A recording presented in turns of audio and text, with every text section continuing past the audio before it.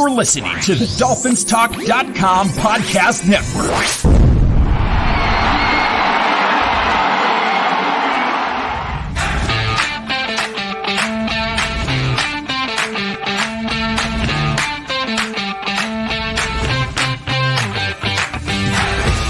You are listening to Phins Factor, presented by DolphinsTalk.com, where it's all Dolphins talk all the time. Now, here are your hosts, Manny and Marissa.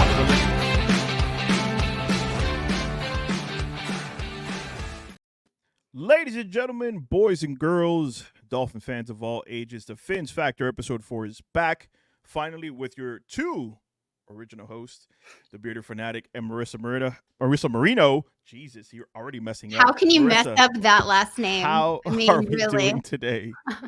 I'm good. It's so nice to be on a show together, finally. It's only been 3 weeks, right? We had our intro show, and then that's been it. I've missed seeing your face. It was one of those type of things that it was so good, episode 1, that we just needed a vacation like immediately after that. We needed all the listeners to be able to decompress from that amazing episode. Right. It was I think we're at one point up to 1,400 viewers. It was a lot of pressure. It was 17, but that's fine. I mean, who's counting? Unfortunately, as you guys are watching this video, we are not live today. There's a lot of different reasons for that. I think you'll still will enjoy the great show that we put together for you today. We have some amazing guests, Marissa, today. Yeah. So actually today we are recording on a Thursday, and we are officially 1 week from the NFL draft. So it kind of makes sense that we're having our official NFL draft episode that'll be dropped Tuesday at 8:15. So I'm super excited about that. And I'm excited about our guests. We have two guys we're going to bring on who I know, Manny, you asked one of them and I asked the other, and it kind of just all worked out. And I'm excited to hear their takes and your take on the NFL draft. And I'm excited. A week. Well, let's go ahead and not keep our viewers in suspense anymore. The first one to the stage, Mr. Ghost of Adam Gase. Second to the stage, Mr. Bobby Schaus Jr. Listen, the Twitter extraordinaire, Mr. I Break News from the Gulf of Mexico. All here with us on the Phins Factor. Let's start with you, Ghost. How you doing today, sir? What's up, Manny? It's great to be back on with you. Marissa, this is our first time officially meeting. Officially official. Nice to meet you as well. Glad I know that guy, Bobby Schaus. Right. Bobby Schaus rescuing lives today. What's going on, Bobby? Oh, not much. Out in the Gulf of Mexico, doing a little work. Glad we could make it work and get this thing done. It's been a year in the making, and I was telling Marissa right before we got started, and Ghost and Marissa could attest to this. When I started podcasting, the one thing I wanted to learn from people who I brought on the show is, what started this fandom for them? Like, what started the Miami Dolphins being the squad for you? So that first question really rolls out right to you right away. What made you be a Miami Dolphins fan? Like, where did your fandom start?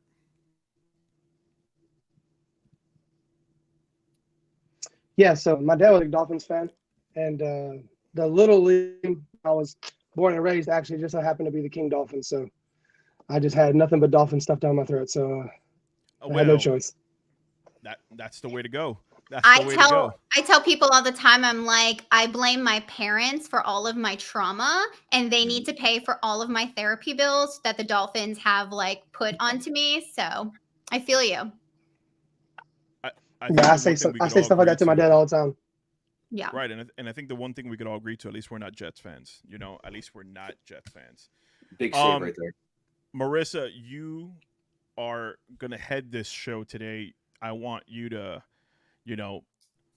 grasp us in your hands and lead us, through these questions for these two experts that we have on the show today. And I am going to set the bar high. I know they're experts because these guys are all up in the Dolphins news. They break news all the time, better than some of our media people. We're not going to throw any names out there. But if you're ready and on and popping, let's get this show on the road. I am, but I have one quick question because we asked Bobby, but I don't know, how did Ghost become a Dolphins fan? Yeah, same kind of situation. I grew up in northeastern Pennsylvania, about 20 miles north of Scranton. Shout out The Office. But Oh, my I dad, was gonna say, man. yep, that shout is- out The Office. I know all the landmarks. They're all real. It's kind of cool watching the show from Okay. that perspective. But my dad was a huge Dolphins fan. He was a fullback and linebacker in high school. Didn't play in college, even though he probably could have. But he loved Larry Zonka. Larry Zonka was his guy. He loved the toughness. My dad's still to this day. I know that you say it as a kid all the time. Like, my dad's the toughest guy I know. Still the toughest guy I know. He can still probably beat my ass right now. But he was a Dolphins fan his whole life, and me and him, we connected over football. I have an older brother and younger brother. They don't really love football, but me and my dad, we really connected over it and the Dolphins, and that's how I got on. And being from Pennsylvania, I always make the jokes like that. I could have been it would have been so easy to be an Eagles fan, and I could have saw a Super Bowl now. And like, I'm over here worrying about a playoff win, and I could have seen a Super Bowl. And it's fine though. I wouldn't have it any other way. Dolphins Twitter, love it. Love being a Dolphins fan. I love going to the games. I love going to Miami 6, 7, 8 times a year in the fall. Escape the cold. I'm over in New Jersey now, but wouldn't change it for the world. Love it. Awesome. Well, I love to hear that. It's always good to know you interact with so many people. Anybody who meets other Dolphins fans on social media, you know that they're a fan, but you never know like what their backstory is. And people live all over. It's like, you're in Buffalo. How'd you become a Dolphin fan? You're in LA. Like, how did that happen? So good to know you guys were forced into it and had no choice. Absolutely none. Okay, so as we know, NFL draft officially 1 week from today. We talked about that in the intro. So exciting. I am a terrible, terrible fan because I scheduled a trip to Charleston with my mom, and it is the whole week of the draft next week. So shame on me, but I will be watching avidly. And so we've got some questions for you guys, and hopefully you guys can help us give the listeners some knowledge going into next Thursday. So our first question that we have is, we've heard Mike McDaniel officially talk about the fact that he is so excited that we have a first round pick this year in the draft. And so he's clearly excited about it. Do you guys think that we are going to stick with that first round? Do you think we're going to trade down? And you can also let us know what you think we should do. So I am going to open up the floor. We will start with Bobby. You're right in the middle. So why don't you give us your thoughts on that? Yeah, so I think there's a couple of variables to consider. I think that they probably have a group of 5 or 6 guys that realistically might be there at 21. And if they make it there, I'm sure they'd love to pick them. I mean, I'm sure like Jazir Newton, Fatanu, I'm sure there's a few that they just really want to slip to 21. But they also might take the approach to be aggressive and move up. Since they do have limited picks, you might just want to go get one guy you really love and make sure you get that guy. And then obviously it makes a lot of sense to move back. You know, if you get to 21 and your favorite guys are gone and you're happy with the next tier of 6 to 7 people, then why not move back 5 to 7 spots and grab a third? Dream world a second. But so I think ideally you would like to land your dream player more than anything. So I'd say stay at 21, hope a Fatanu, Newton, one of those guys fall, and stay at 21. Okay. Yeah, I didn't even think about the whole, trying to trade up. I guess that does make sense. If you were to do that, is there one player that you would be trying to really go after in that? Yeah, I think if they're going to trade up, so I thought about this a million times, and I feel like the only reason they would trade up or down, the only way they're getting a receiver is if they trade up or down. I don't think they're grabbing a receiver at 21. So I think the receiver is a move up or a move down. And then also an offensive tackle. I think if they really want that guy that can come in, play left guard, take Armstead's place when he leaves, they'll move up and go get him. Okay.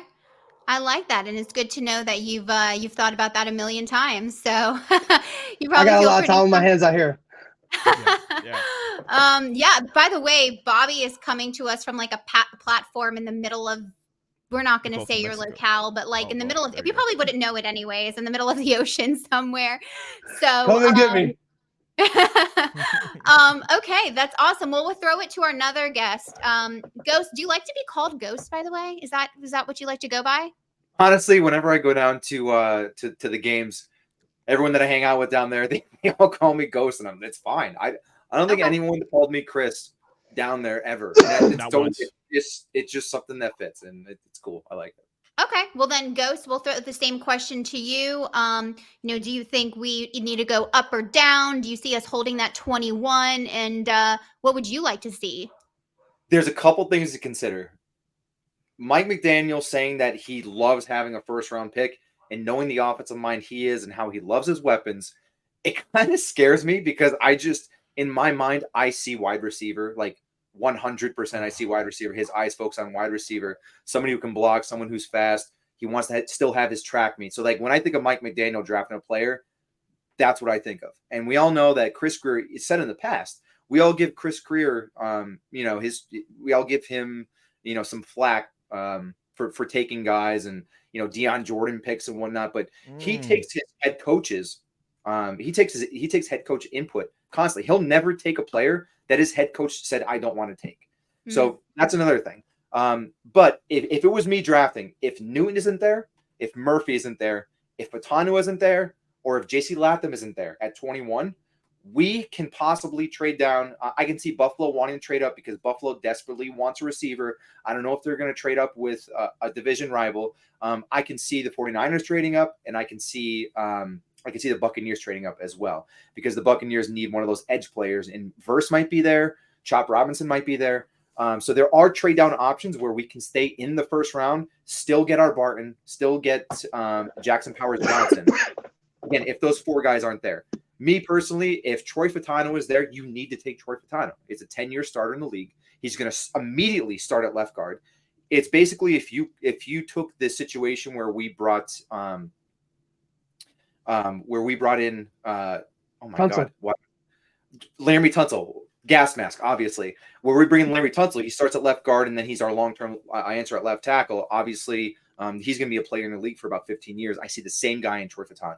He's going to come in, immediately start at left guard, right guard, wherever he wants to be. And as soon as Armstead retires, which is most likely probably 100% next year, he's going to take that left tackle position. So anytime you can get a guy in the draft that's going to start for 10 plus years for you, then you need to take him. But that's the guy that I take.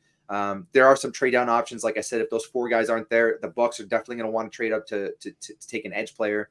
The Bills are probably going to want to trade up, take a wide receiver for Josh Allen, especially losing Stephon Diggs. I don't know if they're going to trade to a division rival, but that's the way I see it. But McDaniel being involved in this really scares me because I really see the guy just like staring at Xavier Worthy, staring almost a 4.2 40. And I just really think we need that big X guy, and we can get into it. But guys like Xavier Legette are there later in the draft that you can build a team around. But that's my thoughts on it at 21. Okay. And I'm seeing the guys shaking their heads for those that are listening in podcast form. So it sounds like for a lot of this stuff of what you said, they both agree. So Manny, what are your thoughts on what the two have shared and what your thoughts are on this? I hope it doesn't go wide receiver, but I'll save that for the last point. I did some research, and in his Chris Grier's tenure, he's moved up or down 15 times. Out of those 15 times, the only name that I could come back to you with that was worth moving up or down for was Xavier Howard. Now, you could go do your own research. The other 14 names are going to be names you're going to be like, what the heck was this guy doing, or who was he picking? I'll start there. For me, I think if he's going to do anything, he's going to move back in the draft. I think because due to the lack of draft capital we have, if his for sure player, like Bobby said, those five guys that for sure they won at 21 aren't there, I don't think they're going to risk losing any more draft capital. They'll probably trade back, like Go said, and pick up a couple more picks, being that once we go 1-2, then we don't see anything until the 5th round. So for me, it's pick up more draft capital. I know we're about to get into it here in the next topic about who they should address, but to Ghost's point, you're right. With Mike McDaniel being in that room and he loves his speed, I think he has to love Tua a little bit more. You already have enough speed in Jaylen Waddle and Tyreek Hill, Jonnu Smith, Devon Achane. You have enough speed already. You got to protect your boy. You got to give him time to be more than a one read quarterback. Because if he literally had any more time in the pocket, he would be that much better. But right now, like, you can't expect him to be more than one read quarterback. If he holds the ball any longer than those 2.3 seconds he throws the ball away, he's going to get destroyed behind our line. Those are all fair points, and I definitely agree with you on that. I mean, we talked about protecting Tua and making sure that he has a solid O-line is definitely a big point of contention, especially since we know we have a Teron Armstead who we don't know how many games you get out of him. We do have a solid in Austin Jackson, but there's a lot of there's definitely positions that need to be addressed on that O-line for sure. Now, let me ask you guys this. Chris Grier in the past has made good draft. I mean, if you look at who he's drafted, so many of those players, unfortunately, we were not able to keep this season, but so many of them went to other teams and they went for big dollars. And so based on that, do you guys have a high confidence level in Grier's ability to draft? Is that something that you feel comfortable with him at this point? And anybody is welcome to whoever's got an opinion on that. I've always felt confident in Chris Grier. I think he's done a much better job than the Mike Tannenbaums of the world or the Jeff Irelands of the world. He's definitely been the best GM we've had in quite some time. So for me, whatever he decides to do, I feel confident with it, except drafting a wide receiver or cornerback in the first round. Then I might, question a little bit. What about you, Bobby? Yeah, I mean, I feel pretty good about what Grier can do. I think the last time we had a full draft, I mean, we came away with Waddle, Phillips, Holland, Rob Hunt. The last couple of years, we haven't seen those big, blue chip guys. So it's kind of hard to read. I think that's kind of what's scaring people a little bit. We kind of forget about the classes have seemed weak, but they haven't really had any blue chip guys in them. So, and then the one we got, Cam Smith, hadn't even seen the field yet. So that makes people a little, wary, I think. But I think I have confidence in Grier to do the right thing. Plus, he's just surrounded by so many. Like, McDaniel comes from a place where, like, all they do is know, like, players and scouting, and, like, they're going to find pieces that fit. Facts. And Weaver's coming from Baltimore, and they're, like, notorious for being great draft finders. Like, they dominate the draft. So, like, I really ain't concerned. I think they got enough people in the room. They're going to do the right thing. Fair enough. Ghost, what's your thoughts? You feeling confident in Chris Grier? I think Chris Grier, just like every other GM in the league, has strengths and weaknesses. I think his strengths come in, in that trade situation in the offseason. He knows how to fill the holes. He knows how to fill the gaps. I think he overvalues players that are constantly injured. I do think that is one fault that he does have. And I think he misses some contracts that when he does find a good player, we have an issue with retaining talent. I know that we got all of those draft picks, and we got Jaylen Waddle, we got Tyreek Hill from the Larry Tunsil trade. But look at Rob Hunt. Like, that contract, guards don't I'll just take the whole guard example right now. Yeah. Guards, people are very wary of taking guards in the first round, taking centers in the first round right now. But guard is a premium position. Teams that pick up an elite guard right now, you cannot find one on the market. Dalton Risner is probably the best free agent guard right now on the market.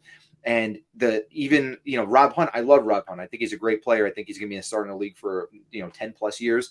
Yeah. But is he $100 million good? No, but that's where the market is at. Not. And I think that Grier, I think he's an average drafter. I think he's had some serious mistakes before. But I think that he's able to build a team, but I think his strength is more coming in the offseason, filling gaps and managing those contracts. And I think that the biggest thing that he can improve upon is retaining the talent here in Miami. And hopefully, I really, really hope Waddle's contract gets locked up soon, Jalen Phillips gets locked up soon, and Javon Holland gets locked up soon, because we do have a good core on this team, and Grier needs to really retain that talent. And in the past, retaining talent, that's my biggest issue with Grier right now. You mentioned three big guys here. I didn't hear you mention Tua, but Tua was you figured that's already contracts. That's why you mentioned it. Contract. I just wanted to ask. I just wanted to ask. That contract starting anything. That contract's sitting on the secretary's desk right now. Right. Yeah. I think Bobby Schaus actually said that he's going to be hand delivering to his big payday, right? We had some snags. I believe it too. We had some snags on the trip, but we're working through it. Your platform is making its way closer and closer to Tua. Okay, well, that's good stuff, guys. I appreciate that. So we'll kind of get into the next topic here, going into this draft. And what do you all want to see or need to see day one of the draft to be like, okay, I feel like this is a successful first day? And maybe for you, it's seeing nothing. I don't know. And just completely, trading. But what do you guys need to see from this first day to be like, okay, this was successful. I feel very confident in our Dolphins and like Chris Grier and the next days coming up in the draft. So we will start with Ghost. Go for it. We need a day one starter. We need a day one starter from the draft. It could either be Johnny Newton, Byron Murphy, Troy Fautanu. It could be Graham Barton. It could be Jackson Powers Johnson. We need a day one starter. And I think there's enough guys that they probably have, again, 5 to 6 guys. Some of those guys I probably mentioned. They probably have some guys that I haven't mentioned. But we need a day one starter on that defensive line or offensive line. We come away with a wide receiver, especially. You're punching some air. I'm probably going to be punching some air. Like Xavier Worthy, like I know the kid is a playmaker. He's 165 pounds. I don't need to watch another playoff game, say in the cold up in the north or in the Midwest in the middle of winter. I don't need to see another 165-pound receiver getting jammed at the line of scrimmage. I don't need to see that. I feel like you have 3 routes in this draft, okay? Number one, there's 3 routes of conversation. First one is you get to another wide receiver and you hope that he can get the ball out fast enough, and that number 3 guy can beat his man. And 2 is obviously he's getting the ball out fast than any quarterback in the league. Hopefully he can do that. Number 2 is you draft an offensive lineman, you shore up that offensive line, and you give 2 or 3 seconds of play. That's another route. Number 3, you draft a defensive lineman, shore up that defensive line, and you give 2 extra opportunities throughout the game with another possession to score. So those are your 3 modalities of thought, in my opinion, that you can come away with. I personally need to see an interior offensive lineman. Love Fautanu. If we get Fautanu, even I would trade up for Fautanu. That's your guy. But yeah, I hear you saying his name a lot. That's my guy. He is going to be a 10-year starter in this league. He can play every position. He's going to be Armstead's replacement, so you're already building for the future while filling an obvious gap. Like right now, Liam Eichenberg is a starting guard on our team. He is our starting guard, and we're not. I do not want to go into the season. I'm sorry, Nancy. You're not going into the season with Liam Eichenberg at guard. So that's my successful day one is building that interior offensive line, or you're going to get that defensive lineman, whether it's going to be Johnny Newton, Byron Murphy, doesn't matter who it is. But that's what I would consider successful. You get that day one starter at the offensive or defensive line. I feel like you were like 1, 2, 3. Like this is what I got. Ready. I mean, you were ready. We've been workshopping this. Like we have been. Tell you what, in the group chats, man, we've been workshopping draft for months now, and like this, I do love the draft. I watch a ton of college football. A lot of the guys that were in one of the chats with, like, we do watch a lot of college football. We watch a lot of even like the Maction football on Tuesdays. So we get excited for the draft. But this year, man, this is like next level. I haven't been so invested in the draft. I'm more invested in this draft than I was back in 2020. And that was probably our most important draft of the future of the Miami Dolphins. Yeah. I feel completely the same way. I told my mom when I told her that the draft was going on while we're going to be in Charleston, she's like, so does that mean you're going to be on your phone a lot while we're together? And I'm like, no, I'm going to be like, what's going on? So I totally get that. Okay. So let's throw it, and we'll save Bobby for the last one on this. Why don't you go ahead, Bearded, and let us know what you think. I've been back and forth on it for a few weeks now. I know for sure if it's up to me, we're going offensive line no matter what. If it was up to me, we'd go offensive line all 5 picks that we have. But that's just me. Obviously, we shouldn't do that. But I'm an old head, as the young people call it now. I feel like the only way to build a team is from the inside out. You build that offensive line. You build that defensive line. For me, I've been on the JPJ boat for a while now. The Miami Dolphins need a true center. That guy is a true center. He started all 13 games, All-American honors. He got voted the nation's best center. It's like those are all factoids that you need to take into account where, yeah, I'm sorry, if your wide receivers there, is that more important than protecting Tua? Look how important it was Connor Williams to Tua once Connor Williams wasn't in the game anymore and he got injured. all of a sudden that offensive line wasn't gelling as well as it was when Connor Williams was in the game. So for me, it's JPJ. I wouldn't be bad at another guy that you mentioned goes Graham Barton. He started 12 games, 13 games his last two years there. Finished all ACC as well at left tackle. He could come in and play left guard as well, like you said, next to Teron Armstead. But like you said, anything better than Liam Eichenberg is going to be a win.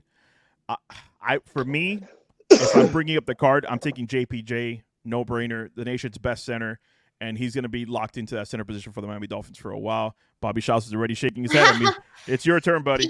Well, real quickly, let me ask you this. So the Eagles have the 22nd pick, so they're right behind us. Do you see the Eagles making any sort of deals to jump up? We know they lost Jason Kelsey. Do you see that happening and them possibly going for him? Solid question. Oh, do you want to answer? Oh, I don't. The Eagles need a cornerback. The Eagles need a cornerback. Yeah, there's two top level cornerbacks in this draft that they can go and get. And I really think they're taking a corner. Okay. I agree. That's a bigger need for them than I think offensive line is for us. For us, if you're looking at it right, offensive line is a bigger need. Bobby Schaus, you were shaking your head at me, buddy. Yeah. He loves Jackson Powers Johnson. No, don't. I'm taking Graham Barton way over Jackson Powers Johnson. For sure. Yeah. I would take Barton at 21. I wouldn't even trade if I would like to trade down and get Barton, but I would take Barton at 21. That's how I feel about that. I think the offseason has this thing. It's cool. It gets everybody excited and it's awesome and all this stuff. Players get gassed up out of their actual range. And Jackson Powers Johnson was a second-round pick until the Senior Bowl, until like viral clips of him winning one-on-ones went crazy. And then everybody's like, we got to get him at 21. I hope he makes it to 21. And now the dust is settling a little bit and he's like falling out of the first round again because people realize he's not coming. Like he's not a top 20 pick. So I think for me, I would want to take Barton over Jackson Powers Johnson. But I think one thing we can't do, I think we can't trade out of the first. Like that's where I draw the line. Facts. Like I don't care how big the return is. I don't think you can leave the first round, especially with like what Ghost was saying with the premium positions and how much people are getting paid now. You need that fifth-year option. You can't lose out on a fifth-year option just to gain a third-round pick or whatever the case may be. So I think we definitely got to make a selection. I'm down for moving around or however we do it, but got to make a selection Thursday night. And yeah. Who's on your card? So success to you is so success to you on that first day is possibly picking up Barton. Like that would make you happy going and like, okay, that was a solid first day. Or for sure. Well, Ghost didn't leave much left on the bone for me to even talk about. Right. Well, he had his numbers, I know. He's a psychopath. He's a psychopath. He can't let him talk first because it's over. Okay, he'll go last. I'm gonna note that down. Got it. Okay. No, but listen, yeah, like he said, a day one starter. I think it has to be trenches. If I would trade down and take Xavier Legette over Xavier Worthy by a long shot, I would actually be excited if we traded down and got Legette because that means you added a second or third round pick, so you can get a little funky. You can take that chance and add a luxury like Legette. I think Legette is the missing piece though, not Worthy. I think he needs something different. Legette, 6'2", huge guy, powerful, be something we really miss right now. And so would you say you would like to get Legette? Is that what you're saying? No. I think ideally we get a trench guy, D-line or offensive line. I'm with Manny on that part. You gotta. Okay. Defense tackle is the last missing piece of the defense. I don't think people realize that. You get a defensive tackle, the defense is ready. Yeah. And then interior line, we've had a shitty interior line for a while, so that's definitely necessary. I have a follow-up question for you and Ghost, because you mentioned defensive line with the injuries to Phillips and the injuries to Chubb. Maybe potential week 1 misses, maybe week 4 misses, maybe they come back in October. Would a name like Jared Verse be a guy that you would be upset with at 21 if we were to draft him just to come in and he's probably a day 1 starter as well? No, I wouldn't be upset at all. Actually, we talked about this today. Okay. Jared Verse makes I didn't know that. 21. I know that. You have a yeah, I know. Jared Verse at 21. I mean, that's a top 10 talent that's sitting in your lap at 21. Even though it's not like a need per se, you're right. It may be a need for half the season. Well, before we go into Ghost answering that question, Bobby, since you're like Fin insider, like in technically, I don't know. they've been saying that Phillips will be back and ready for the beginning of the season. Do you have any thoughts, any takes, any inside info on that? Well, I'll tell you this, and it's not really inside. Jaylen Phillips himself said he'll be back for the start of the season, so I think that's about as good as it gets. I think it's as good as gold. Okay, gotcha. I mean, so it's not Aaron Rodgers. No, it's not Aaron Rodgers Rodgers saying he's coming back to play at the end of the season. You feel confident that that's going to happen? Yeah, well, I think we all know this. Jaylen Phillips is a genetic freak, and Yeah, he's he young. is. He's got a lot of things going his way that Aaron Rodgers didn't, including time. Aaron Rodgers Right. trying to come back in 6 weeks because he snorts mushrooms is insane. That's what happens. That's what happens. Stay in school. Say no to drugs. So Jaylen Phillips on one side, Jared Verse on the other one, Bradley Chubb still. That sounds like a formidable duo on each side. I wouldn't be mad at that. Yep. What do you think, Ghost? I don't think Verse is going to fall that far. Yeah. Especially the way Bobby said is the further he falls out of that top 10 or that top 15 range, it's just that premium player, whether you need him or not on your roster. It's like the BPA, best player available right there. I do think that Latu is going to be in our laps though at 21, and there could be a decision that's being made.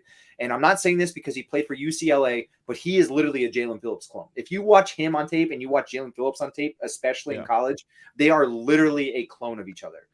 They have that power. They have that power rush move in college that they're both going. We saw Jaylen Phillips, when he was with Miami, he always had that power rush, and now he's more of a finesse guy. Same thing with Latu. He's going to have to learn, to be that finesse guy in the league. But if they get him at one, say that one of our guys isn't there, say that Fatanu is not there, for example, Marius Mims isn't there. These guys that can come in and be with day one starters on the interior offensive line.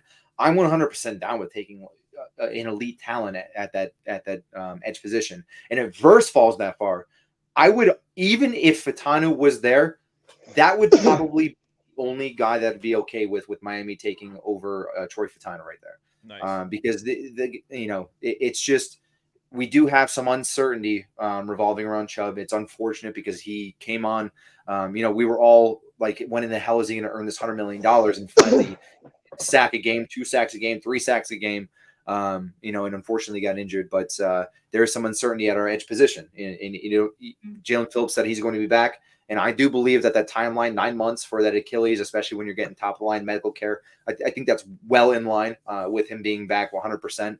But, filling that edge position with Verse Latu, it's going to be I'd be happy with that. But again, Fatanu is my guy. Here's something to add to what Ghost said. And here's you some inside information. Ooh, okay. Let's hear it. Bobby Soft is in the house. Hey, listen. Latu is actually one of those 5 guys that if he's on the board at 21, the Dolphins would be really happy. Yep. Okay. They've met with him multiple times, and they really like Latu. So you've heard it here, folks. Bobby Schaus giving us Breaking that news. inside info. We appreciate that. We'll use that as the clip as soon as the Dolphins select that 21. Right after. Just drop that clip right Love after. that. It'll Credit me. Bobby Soft is Listen, unlike other people who don't know how to credit, we will hear. Yes, we will make sure credit is given where credit is due. That's for sure. All right, guys. So moving on to our final question. So obviously, as you know, lots of talk about OBJ. Will he, won't he? What's going to happen? In your personal opinion, would you like to see the Dolphins try to figure out a deal with OBJ if it's the right price? Or are you more set on us picking up a wide receiver 3 in the draft? So we know that we're going to go to Ghost last. So we'll just start at the top and work our way down. Go for it. I think there's too much talent in this year's draft at wide receiver to bring in OBJ. Now, mind you, this is the first thing you said. If the money's right, bring in OBJ. He's a veteran. He's been on winning teams. He's been in Baltimore. He's been on the Rams. Sean McVay, that Baltimore team as a whole, he's obviously picked up some things that's going to bring some winning culture to the Miami Dolphins. He's definitely not at least I don't think he is. He's not the crazy head that he was the first few years in the league. But the money's obviously not right. And that's why he hasn't accepted the offer, or at least that's why my perception is. Bobby, maybe you have some better. I was going to say, details maybe to he that. can give us some details. But for me, I think there's too much talent in this draft even in rounds 2, or if we pick up another pick 3, 4, that we could slide into that wide receiver 3 option. Mm. So if you made me pick right now, I would say draft your wide receiver 3. Don't bring in OBJ. And are you interested also in that because you want someone young that can kind of be, brought up with Jaylen Waddle? We don't know how long Tyreek, like someone younger. That is a magnificent point, Marissa. So shout out to you. That's another, because if you're going to lock in Jaylen Waddle, you're going to lock in Jalen Phillips, you're going to lock in Javon Holland, like Ghost was saying, you want to keep a good young nucleus of a team moving forward to grow with Tua, so on and so forth. So having Jaylen Waddle and X, whoever that other guy is, I think it's going to be better fit than bringing in OBJ in a 1-year deal. I think this team needs to be built in with all the young talent that we have instead of just saying this is the only window we have. I like it. Good to hear. All right, Bobby, you're up. The insider. Yeah. You need to come up with a nickname for that, by the way. No, I just think I really don't like Bobby that. Sauces. That's all it is. Bobby Sauces. Okay. Talk to my PR guy. Okay. I got you. So I think one thing everyone needs to consider when saying they don't want a receiver, especially at 21 or trade down, is you're going to pay Waddle $25 million minimum. Mm-hmm. Tyreek's not going to be here forever. No. You need a guy who is in the system already, who can take that seamlessly.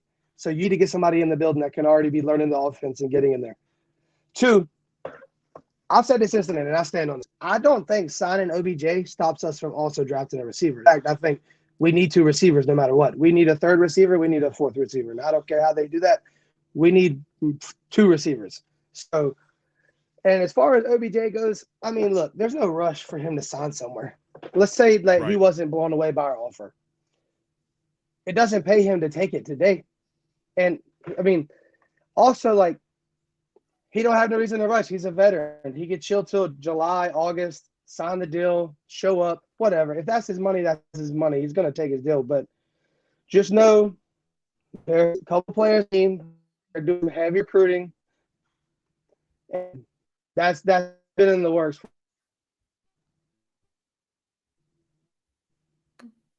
Kind of broke up there a little bit. And that last. If I could put in the words, I think if I put in the words for Bobby's saying that with this insider information that OBJ's not coming. I think that's what he's trying to say. Well, and I think it's interesting, too, that Bobby brought up bringing in needing a wide receiver 4 because, in my opinion, I mean, obviously, we only have so much money to work with. I mean, do you guys not see really, hopefully, using tight ends, especially Jonnu Smith, and technically Jonnu Smith being that other, I know he's not a wide receiver, but him being that extra receiver for Tua instead of paying the capital for a 4th wide receiver? You guys. Bobby. All yours. What you think? Not personally, no. I think Jonnu makes the tight end room better. And I love that we have more playmaking ability in the tight end room now with him. But I don't think it moves the meter enough to say that we don't need an extra, a true wide receiver 3 anymore. Okay. No, I meant wide receiver 4 because you talked about possibly bringing in OBJ and drafting as well. So. Oh, yeah. Well, I mean, and by the way, the structure of the roster. I was going to say, have you given up hope on Eazy at all, Bobby?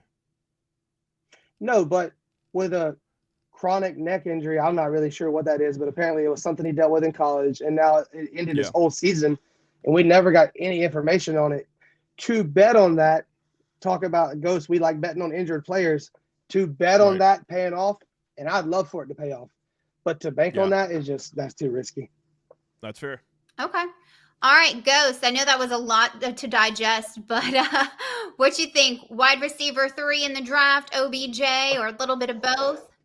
I know we talked about a lot, but like Bobby said, I got the juice. I love full circle moments. My full circle moment for today's podcast is I said we don't retain talent. There's no reason, if we kept Trent Sherfield, there's no reason we're even having this conversation right now. So that goes back to my conversation about Chris Grier. So if we kept Trent Sherfield, I don't know what's happening behind the scenes. I don't know if he was upset. I don't know if there was tension, but there was no reason for us to not keep Trent Sherfield, and we would not even be having this conversation right now. With that said, there's two trains of thought. And again, that's probably the nurse in me saying there's there's pros and there's cons. There's advantages and there's risks here. The first train of thought is saying we are in our Super Bowl window. I don't know if there's a Dolphins fan out there that says we're not in our Super Bowl or win at least now window. Someone that's actually going to agree with that. You have you bring in Odell Beckham Jr. You have Tyreek Hill, maybe 1 year left, probably not 2 years left, in my opinion. You bring in OBJ.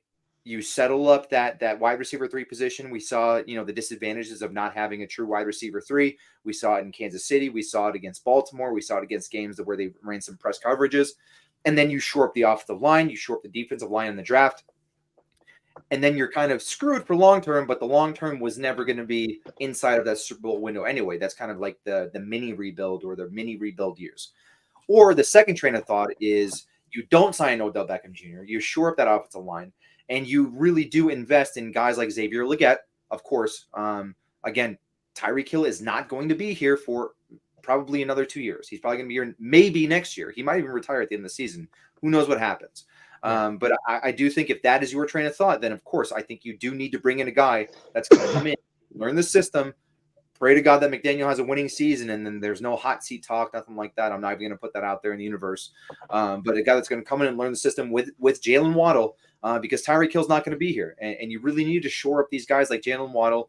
And Bobby mentioned a really good point before is like, you can't trade out of these first rounds because at this point, some of these premium positions, that 50-year option is literally, that is so important at this point. And when you trade out of that 50-year option, if McDaniel is going to take a wide receiver, which I hope to God he doesn't, but you know how McDaniel is with his speed guys, you at least get that 50-year option, a guy that Jaylen Waddle can grow with. But I think Xavier Legette, he can be there in the second round, or we can trade up, from the second. I don't think we have the capital. We'd probably have to give up draft picks next year, which we have a ton of compensatory. We have a ton of comp picks next year, which people don't talk about. We have 2 extra third rounders. We have an extra 5th.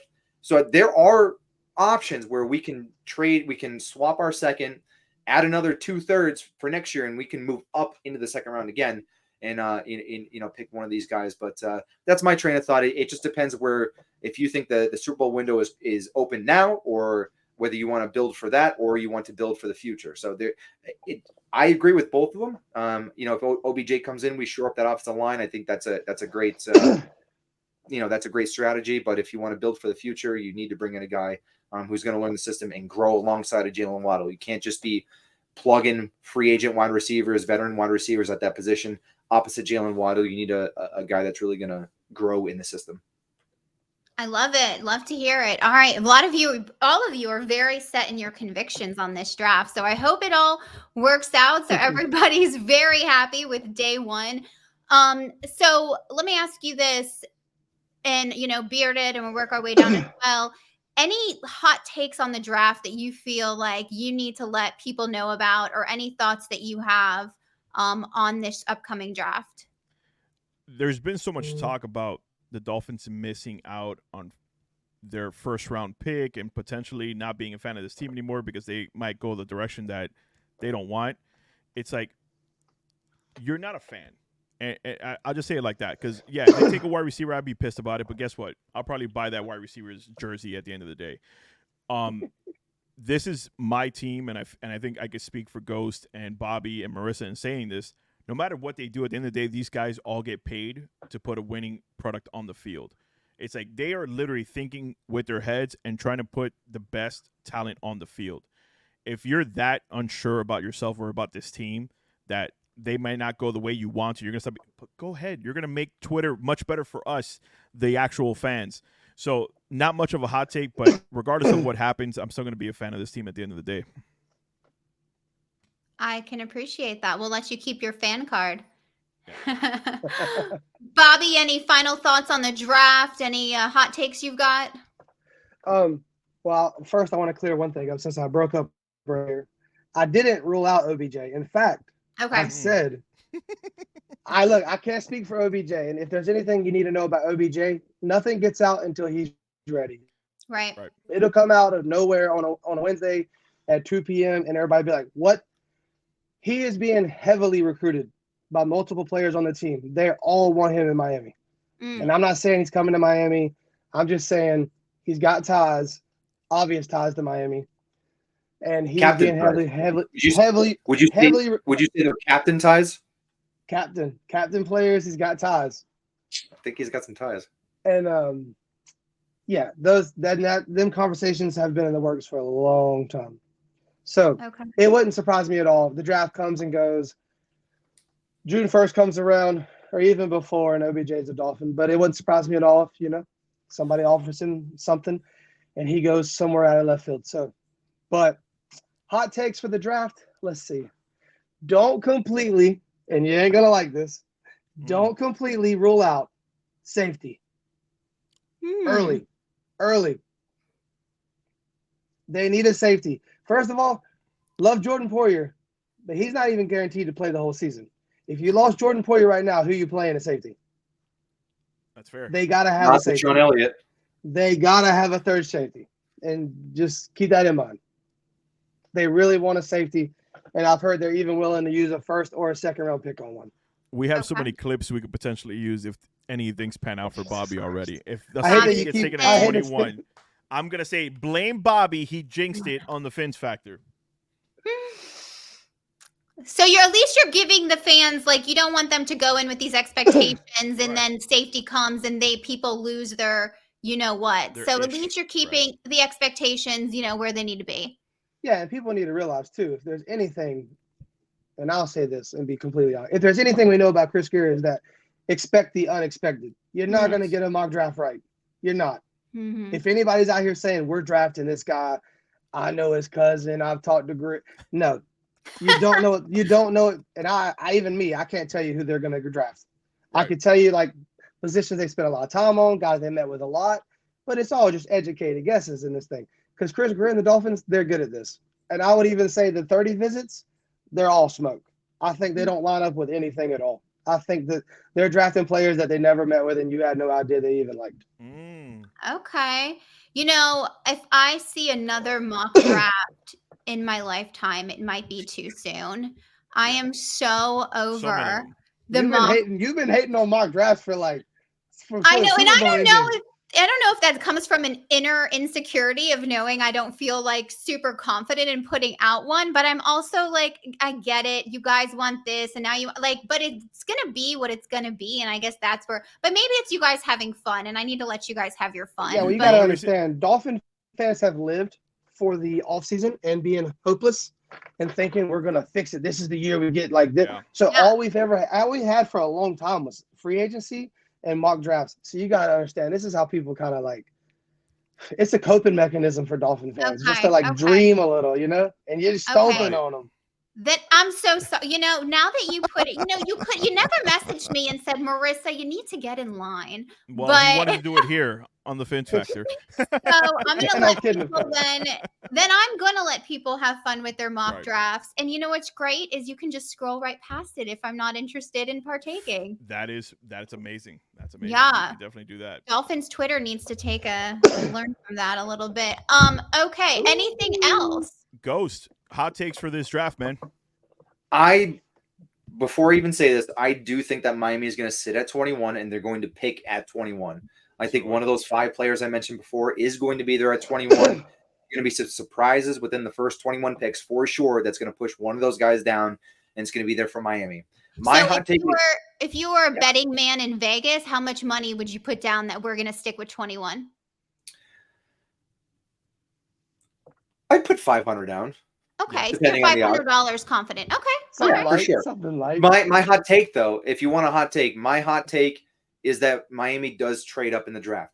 That they do get their guy, they give up that second round, and they say we're getting our 10-year starter, and we're leaving the first 2 days here with our 10-year starter, and we're fine with that. Okay. So that's my take, and I think it is that kind of draft where we do have that versatility.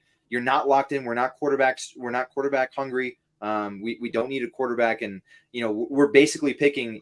There's probably going to be 4 quarterbacks gone before 21. At So least. we're picking in the late teens already.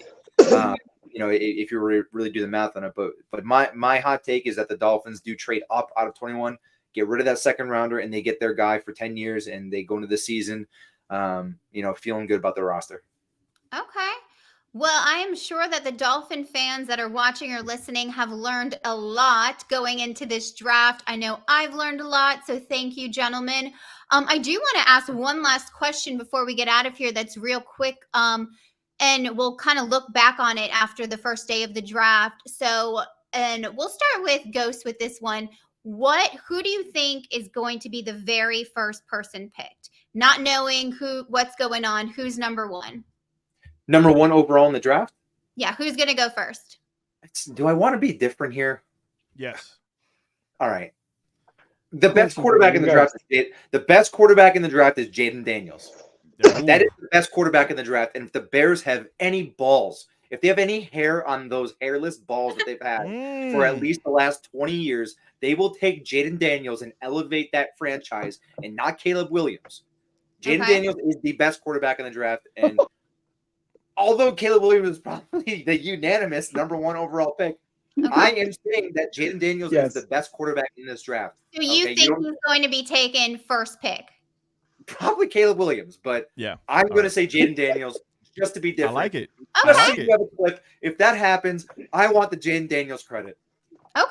I love it. We'll make sure that clip airs if that happens. And listen, regardless of him not going first, he's going to be picked in this draft. So when he has, because I think he will, a better year this upcoming season than Caleb Williams, we can still come back to this clip and be like, go set it first. Jaylen Daniels is the best quarterback in this draft. Right. This is a great receipt. Great receipts. So, Bobby, who's going first pick in the draft? Who do I go with? Be different. Be different, Bobby. Say trade out. Trade out. They trade out of it.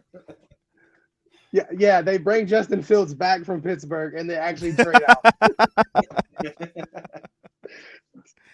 Justin Fields is physical, and he has to come back to Chicago, and they change their mind. And they trade out. Awesome. That would be awesome. No, Caleb Williams is going number 1. I think he already has a card to get in the building to train. He's going number 1, and they did good. I mean, I will say that they did good for him. They went out. They finally got aggressive. They got him some weapons. I think he's stepping into a pretty good place. Okay. Not going to matter. Bearded? I think, like the guy said, I know just because it's been foretold for so many weeks and weeks now that it's Caleb Williams, I think my hot take for the first pick is Caleb Williams is going to be the biggest bust since Ryan Leaf. I'll throw that out there. I think Caleb Williams is not going to be a great quarterback in the NFL. I don't know. If I'm the Bears, I would have kept Justin Fields and built around him, but that's just me. But Caleb Williams for sure, number 1. Okay. Well, we'll have that receipt too. If he does really well, you'll either choke on the words or you'll actually look really great. So we'll see what happens. Well, this has been a lot of fun. Thank you guys so much for joining us. I'm so excited for the draft next week, and hopefully everybody, I'll be watching it from my phone randomly. Is anybody, Bobby, you'll be swimming in the Pacific or something. Ghost, you doing some sort of watch party, or are you doing the watching by yourself? I got a 24-hour shift, so I'll be on my phone. Okay. All right. So not much there. What about you, Bearded? I'll be watching live every single pick.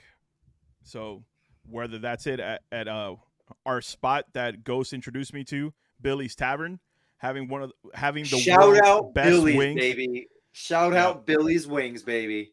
Now, is that in Florida? Billy's is the first place I ever had blue cheese.